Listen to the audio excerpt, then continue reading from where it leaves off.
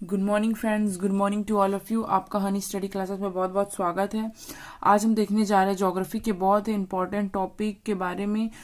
चलिए आज स्टार्ट करते हैं हम आज के ज्योग्राफी इंपॉर्टेंट टॉपिक जो आपके एग्जाम के लिए बहुत ज़्यादा इंपॉर्टेंट होने वाला है। तो आज का हमारा टॉपिक होगा सौरमंडल के उत्पत्ति के सिद्धांत। जो सौरमंडल है उसकी उत्पत्ति का सिद्धांत, हमारा सौरमंडल की उत्पत्ति कैसे हुई है, किससे हुई है और इनसे संबंधित बहुत इंपॉर्टेंट तथ्यों के बारे में। चलिए बिना टाइम वेस्ट के हम इस टॉपिक को आगे बढ़ाते हैं। तो सौरमंडल क्या है, सबसे पहले से जान लेते हैं कि सौरमंडल क्या है। सूर्य और उसके आसपास के क्षेत्र को सौरमंडल कहते हैं।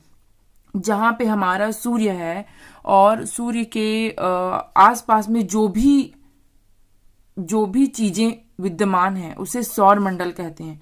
और उसके बारे में या उसके उत्पत्ति के बारे मतलब सूर्य के आसपास के क्षेत्रों का निर्माण कैसे हुआ है उसके बारे में अध्ययन को ही सौरमंडल के उत्पत्ति के सिद्धांत के नाम से जाना जाता है।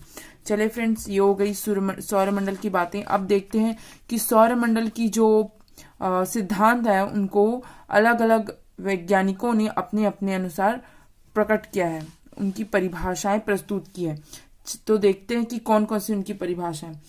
तो तीन टाइप की उनकी परिभाषाएं हैं। जिस सिद्धांत प्रचलित हैं उनकी परिभाषाएं अलग अलग वैज्ञानिकों द्वारा प्रस्तुत किया गया है, जिनके 3 सिद्धांत प्रचलित हैं। पहला है मोनो स्टार, दूसरा है डुअल स्टार और तीसरा है डबल स्टार। तो मोनो स्टार है उसको 2 वैज्ञानिकों द्वारा प्रतिपादन किया गया है। पहला तो है कांट और दूसरा लाप्लास। डुअल स्टार को चैम्बरलिन और जीन्स नामक वैज्ञानिकों ने प्रतिपादन किया है। और थर्ड है हमारा डुअल स्टार। डबल स्टार प्रणाली को लिलिटन द्वारा प्रतिपादन किया गया। चलिए इसका विस्तार से हम वर्णन देखते हैं कि ये सब सिद्धांत क्या है। मोनो स्टार का प्रतिपादन कांट नामक वैज्ञानिक ने किया है। उनके अनुसार उन्होंने अपने सिद्धांत में गैसीय सिद्धांत प्रस्तुत किया है, प्रतिपादन किया। अपने सिद्धांत का कौन सा प्रतिपादन किया फ्रेंड्स? गैसीय सिद्धांत का प्रतिपादन किया है।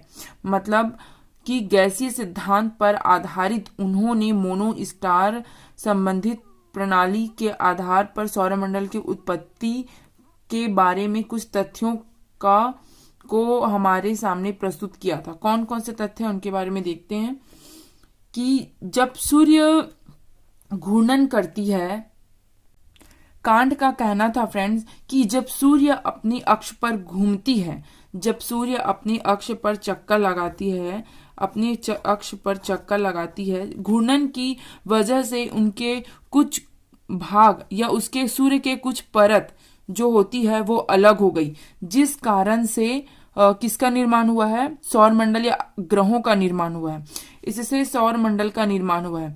तो हम साधारण भाषा में यह बोल सकते हैं कि कांट का कहना था कि सूर्य अपनी अक्ष पर घूम रही है, घूर्णन की वजह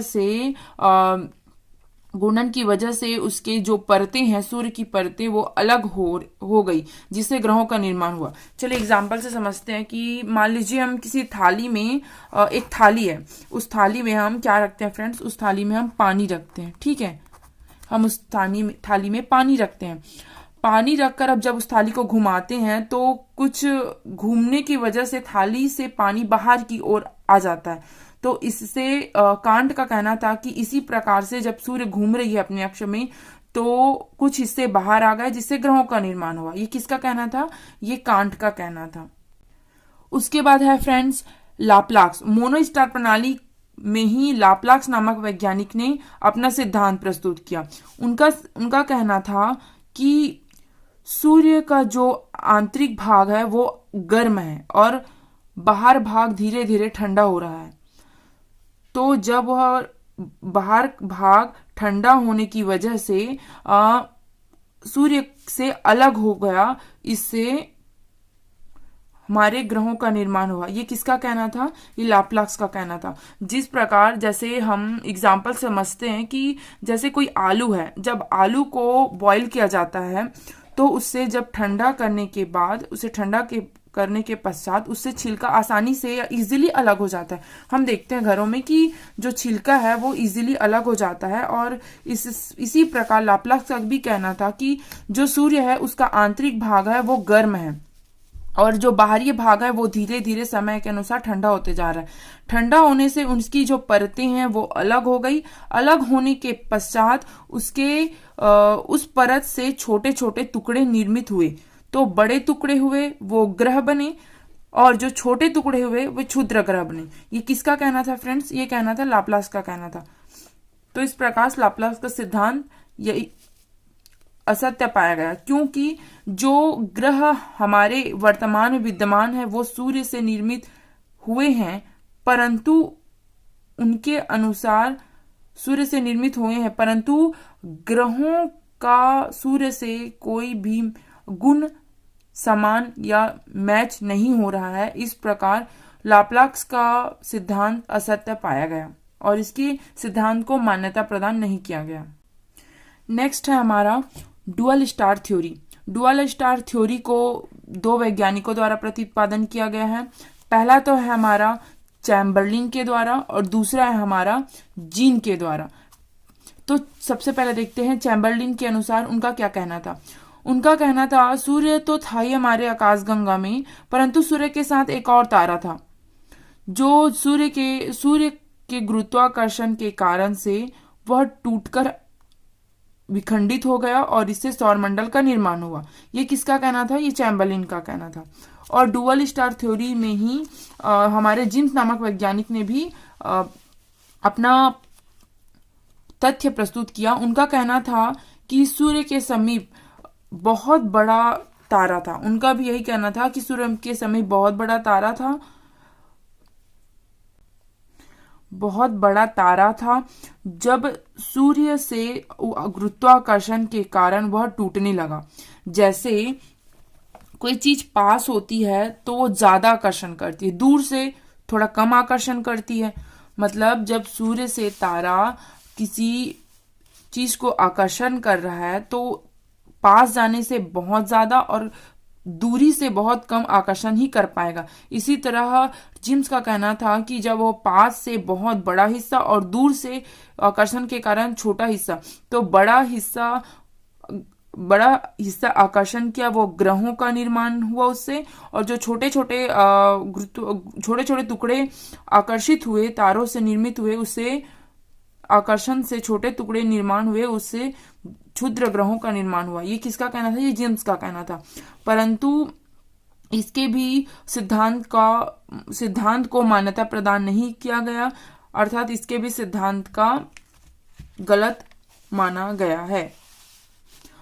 अब आता है हमारा third double star theory. Double star theory के प्रतिपादन किसने किया था फ्रेंड? जो हमने ऊपर पढ़ा है। डबल स्टार थ्योरी का प्रतिपादन लिलिटन नामक वैज्ञानिक थे, उन्होंने डबल स्टार थ्योरी का प्रतिपादन किया है। उनके अनुसार सूर्य के साथ दो और तारे थे। जो आकाशगंगा है, हमारी आकाशगंगा, उसमें सूर्य के साथ दो और तारे थे।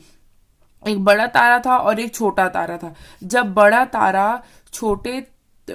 तारा जब बूढ़ा हो गया था, बहुत समय के बाद उसमें विस्फोट हुआ। बड़े तारे में क्या हुआ फ्रेंड? उसमें विस्फोट हुआ और विस्फोट से छोटे ग्रहों का निर्माण हुआ।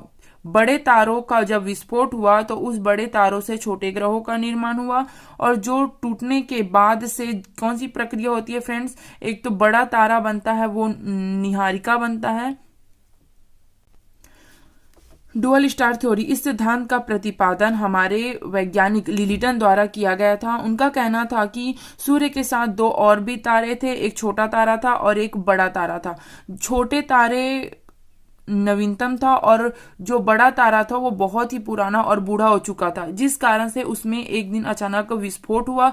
विस्फोट के फलस्वरूप उस विस्फोट से छोटे छोटे टुकड़ों से ग्रहों का निर्माण हुआ। गुरुत्वाकर्षण के कारण, सूर्य के गुरुत्वाकर्षण के कारण वह सूर्य के समीप चले गए और बूढ़े तारे में विस्फोट होने के पश्चात वह धीरे धीरे कर समय के बाद ब्लैक होल का निर्माण हुआ और उस ब्लैक होल ने छोटे तारे को निगल लिया और जो विस्फोट से जो टुकड़े हुए थे उस टुकड़े को सूर्य अपनी ओर आकर्षित करने लगा। आकर्षण से वह उसके समीप आ गए और इससे ग्रह और उपग्रहों का निर्माण हुआ। ये किसका कहना था फ्रेंड्स? ये कहना था लिलिटन का।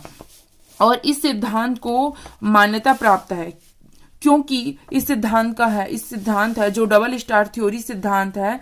डबल स्टार थ्योरी का सिद्धांत लिटन द्वारा प्रस्तुत किया गया है और इस सिद्धांत को मान्यता प्रदान किया गया है। क्यों मान्यता प्रदान किया गया फ्रेंड्स? क्योंकि जो वर्तमान में ग्रह है उसका स्वरूप उस विस्फोट तारे के समान है। इस कारण से इस सिद्धांत को मान्यता प्रदान किया गया है।